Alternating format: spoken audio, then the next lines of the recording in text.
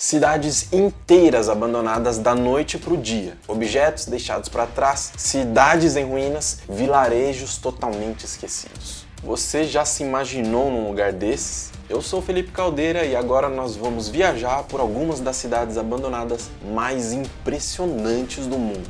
Então já deixa o seu like, se inscreva no canal e ativa o sininho para não perder nenhum vídeo.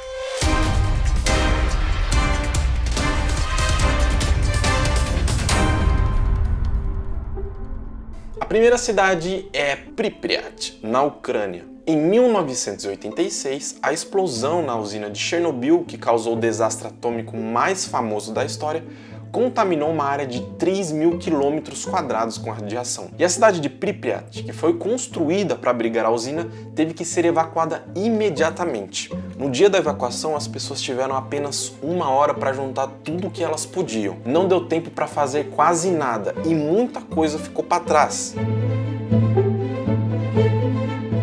Por causa disso, muitos objetos estão do mesmo jeito que foram deixados há mais de 30 anos. Além disso, a vegetação tomou conta da cidade e os animais se proliferaram.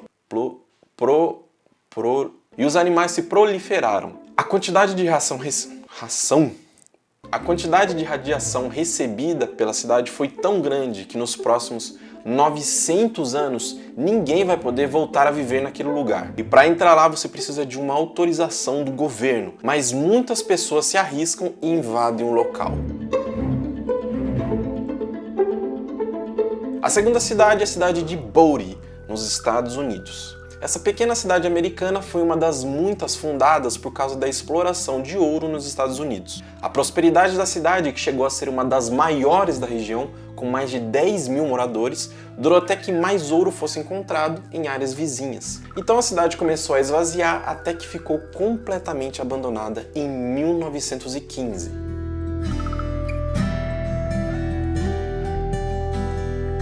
A partir de 1962, a cidade virou parque turístico e atualmente recebe cerca de 200.000 visitantes por ano.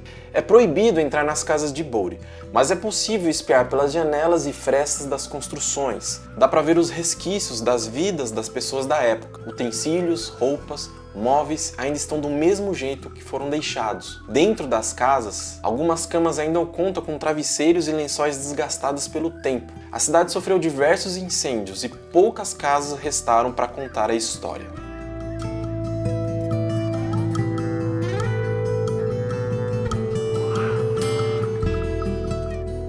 A terceira cidade é Pyramiden, na Noruega. No arquipélago de Svalbard, na Noruega, jaz a cidade fantasma de Pyramiden. Essa cidade foi fundada por baleeiros suecos em 1910 e vendida à União Soviética em 1927. Pyramiden vivia da exploração de minérios e no seu auge abrigou mais de 1.000 habitantes. Só que o recurso acabou e em 1988 ela foi abandonada. E as pessoas saíram da noite para o dia, tanto é que é possível ver pratos limpos nas cantinas das escolas, roupas, lençóis dobrados nas casas, equipamentos usados pelos mineiros exatamente no sítio onde foram deixados no fim de um dia de trabalho.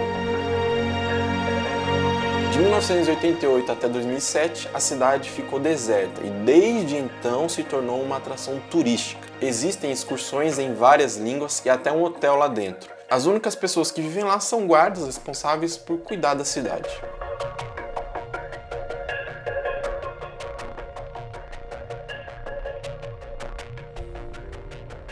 A quarta cidade é Oradour-sur-Glane, na França. Provavelmente eu errei a pronúncia dessa palavra. Oradour-sur-Glane. Oradour-sur-Glane era uma pacata vila francesa que tinha uma escola, uma igreja e mais de 600 habitantes que viviam suas vidas tranquilamente. A vila foi o palco de um enorme massacre inexplicavelmente bárbaro feito por tropas alemãs. A cidade ficou completamente destruída em um dos mais terríveis massacres de civis ocorridos na Segunda Guerra Mundial e o maior da França. As tropas alemãs cercaram a cidade e convocaram toda a população para a praça principal, onde separaram homens de um lado e mulheres e crianças de outro. Os homens foram levados a celeiros nos arredores e as mulheres e crianças foram trancadas dentro da igreja da vila. Pouco depois, 200 homens foram fuzilados nos celeiros. A igreja, com mais de 450 mulheres e crianças, foi incendiada. Depois do massacre, os alemães atearam fogo na cidade e fugiram. No total, 642 pessoas morreram. As ruínas da cidade permanecem intactas, exatamente como ficaram após o ataque dos soldados nazistas em 10 de junho de 44, como símbolo da resistência francesa durante a ocupação nazista. O mais curioso de sua história é que, ao contrário das outras cidades e vilas europeias destruídas por nazistas na Segunda Guerra, Oradour-sur-Glane é a única que não foi reconstruída. Nos restos de edifícios do vilarejo dá para ver objetos pessoais dos habitantes, como panelas, máquinas de costura e carros queimados pelas ruas. Além disso, em cada prédio existe uma placa relembrando o que funcionava ali ou a quem pertencia a casa. Até hoje não se sabe os motivos exatos que levaram os soldados alemães a cometerem o massacre. A próxima cidade é a ilha de Hashima, no Japão.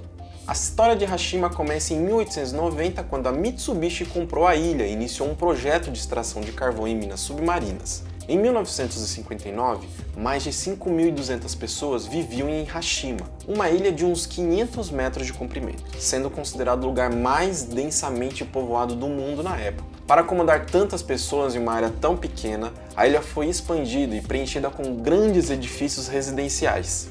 Enquanto metade da ilha era dedicada ao funcionamento da mina, a outra metade era voltada ao espaço residencial, escolas, restaurantes, lojas e até um hospital. Além disso, paredes de concreto quebra-mar foram construídos, já que a região era constantemente atingida por tufões e ondas gigantes. Só que em 1960, por causa do crescimento do petróleo, as minas de carvão por todo o país foram fechando. A Mitsubishi então anunciou o encerramento das atividades na ilha em 1974. Que toda a população teve que ir embora. Desde então, ao longo dos anos, a exposição direta aos tufões fez com que as residências e as instalações de mineração se deteriorassem, dando à ilha uma atmosfera meio assombrosa.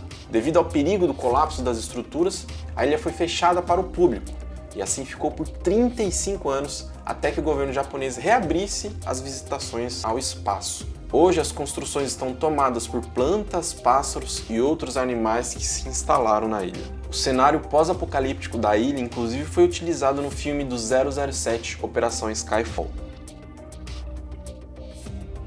Varosha, no Chipre. Olha só, nos anos 60, Varosha era um dos destinos turísticos mais badalados do mundo. Estrelas de Hollywood visitavam a zona costeira do Chipre em busca de seus magníficos hotéis e suas praias de areia fina.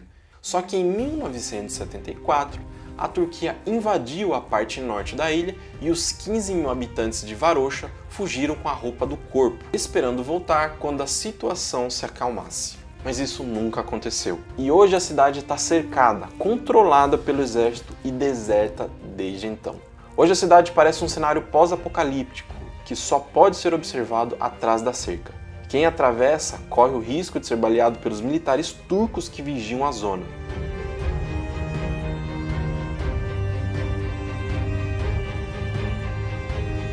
O município pode ser visto de longe, das agitadas praias da cidade de Famagusta.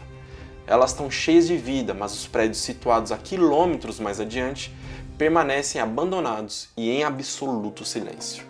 A próxima cidade é Fukushima, no Japão. Em 2011, um tsunami e um forte terremoto de 8,9 graus na escala Richter deixaram mais de 18.000 mortos no Japão e afetou uma usina nuclear, causando o maior desastre nuclear desde Chernobyl. 3 explosões na usina nuclear de Fukushima 1 liberaram uma grande quantidade de material radioativo, obrigando a evacuação de 300.000 pessoas em um raio de cerca de 32 quilômetros do local do acidente. Várias cidades e vilarejos da zona de Fukushima, no Japão, como Nami, Ukedo e Okuma, foram evacuados em 2011 por causa do risco de radiação por estarem muito perto da usina nuclear de Fukushima 1. A cidade então ficou completamente deserta. Em questão de horas, todos os moradores tiveram que evacuar a cidade. Lojas, supermercados, casas, carros, móveis, tudo foi deixado para trás.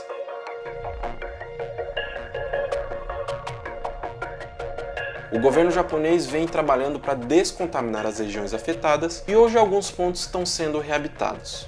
Essas foram algumas das cidades abandonadas mais impressionantes do mundo. Se você gostou do vídeo, curta, compartilha, não esqueça de se inscrever porque vem muito vídeo legal e curioso por aí. É isso aí, galera, um forte abraço e até a próxima curiosidade.